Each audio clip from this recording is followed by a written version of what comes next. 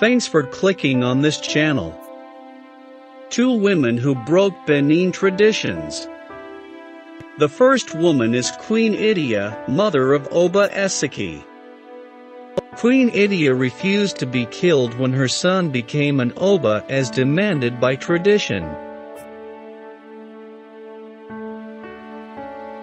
The ancient culture states that if an Oba is crowned, his mother must be killed as they were considered a threat to the future Oba and throne.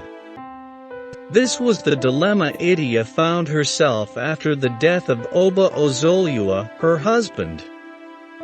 The grave had been dug, and her time to visit the land of her ancestors was closing in. Idia, powerful in her own right as the Oba's wife, and the queen mother of the next Oba, made moves physically and spiritually to have Eseki as the Oba. This caused a heavy rift between him and his brother. 2 powerful minds. The battle for the throne has to be more than just matching hot words against one another. It became physical. Each of the brothers commanded a small army that can quell any domestic uprising. But with the help of Idia, who mobilized an army around Eseki, he defeated Arwaran, and Eseki became the 16th king of Benin. Arwaran would go on to rule Udo, about 20 miles away from Benin. After Eseki became Oba, the cultural death warrant was still valid on his mother. He asked for the help of Amareki Aro, the 17th Aro of Benin. It was him that helped Eseki preserve Idia, the Oba's mother, in 1504.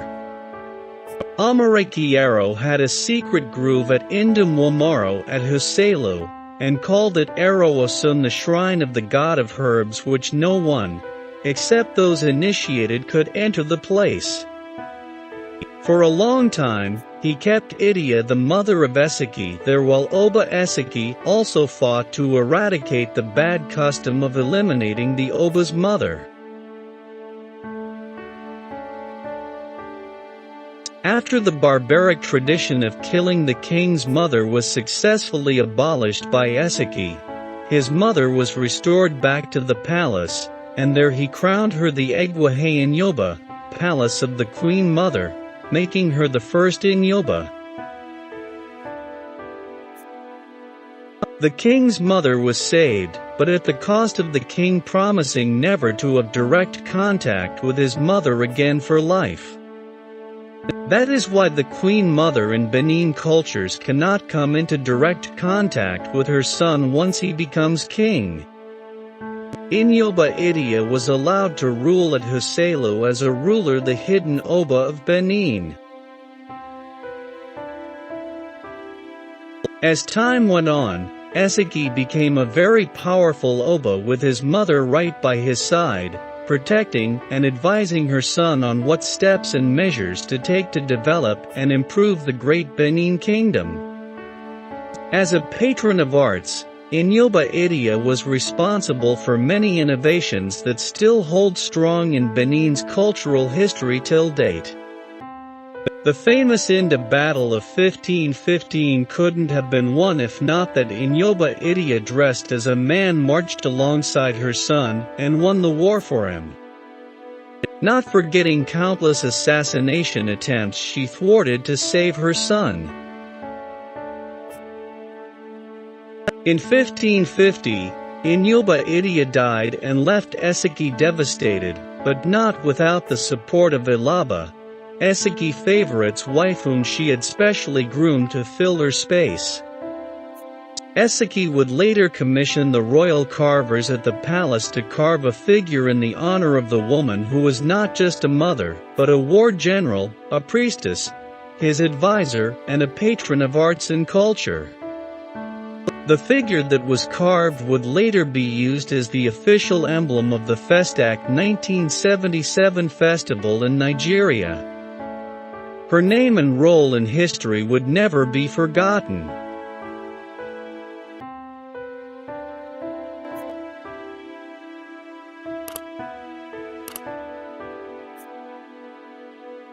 The second woman is Princess Elizabeth Alawaneakenzua. This is Princess Elizabeth Alawaneakenzua, the Benin princess who broke with Benin tradition to become the first female bronze caster in Nigeria. Akwawinselaramwan, meaning a woman does not cast bronze, was a long-standing tradition in the ancient kingdom of Benin until the princess decided to take her interest in art serious, challenging her father, the king, to prove that culture is indeed dynamic.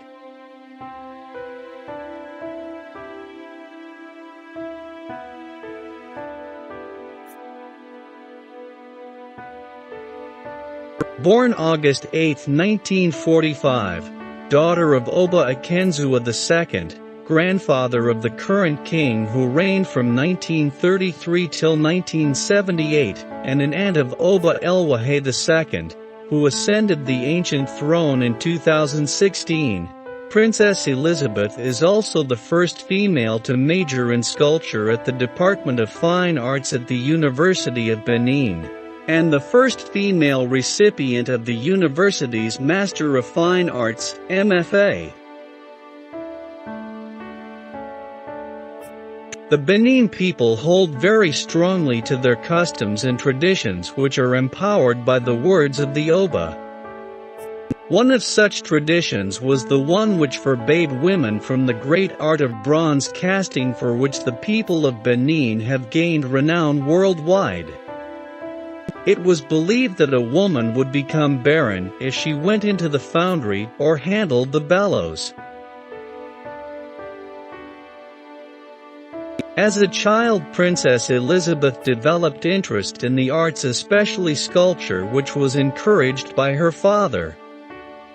When she shared her desire to add bronze casting to her art, her father, a progressive king, decided to put traditions aside, entrusting the princess to the tutelage of the Nguniranwan Bronze Casting Guild, who would teach her the noble art.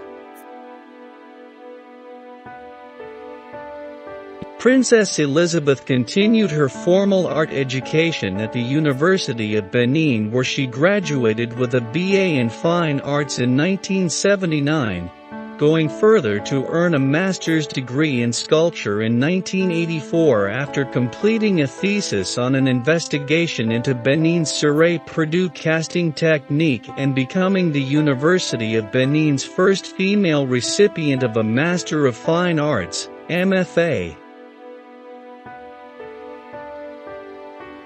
Thanks for watching. Please subscribe to this channel and click on the notification button so that whenever we upload a new video you will be notified.